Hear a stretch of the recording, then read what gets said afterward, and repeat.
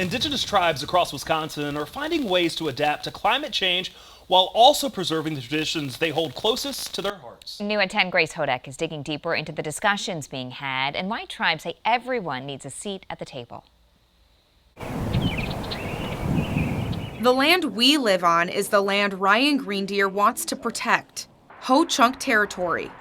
It's definitely one of the best places to live right here in Wisconsin. Greendeer is the executive government relations officer for the Ho-Chunk Nation. After serving time in the military and spending several years away from Wisconsin, he says coming back was an easy decision. Helping out with the tribe and being around people of the Ho-Chunk Nation is really helpful for the soul as well. So it's good to be back in Wisconsin. But Greendeer says the land he was raised on is changing so fast that it's becoming hard to adapt.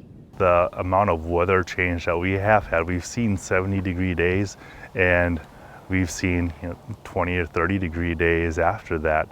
He's seeing firsthand the impacts climate change is having on the state's indigenous people. Some of the traditions they hold closest to their hearts going nearly extinct. As climate change happens, one of the things that I'm worried about is tamarack trees no longer growing.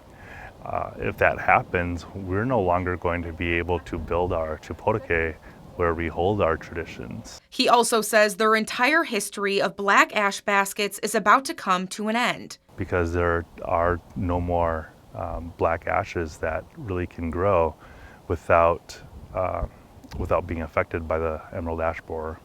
Greendeer says how the Ho-Chunk Nation grows its food is the same way it grows its people, and that too is being affected by climate change.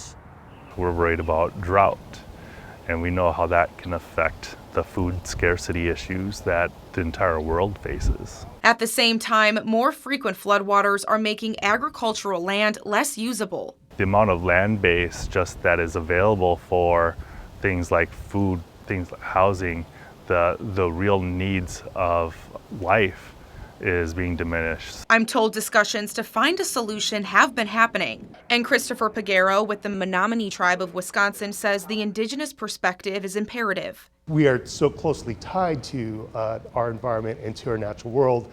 We tend to be at the front lines of those climate impacts. Pagero uses last summer as an example of that. We had a really smoky summer. We tend to have a higher incidence of asthma rates within indigenous populations, and our communities are really impacted by that. So I think we have a stake in finding a solution. He says these are complex issues, so everyone needs to have a seat at the table. The more that we can, again, think about climate solutions from a collective approach and making sure that folks that have not had a significant access to bring their perspective to those solutions is critically important. Because if we take care of the environment, Greendeer says it will take care of us. Nature and the landscape, the environment that we are in is able to provide everything that we need to survive. Reporting for 27 News, I'm Grace Hodak.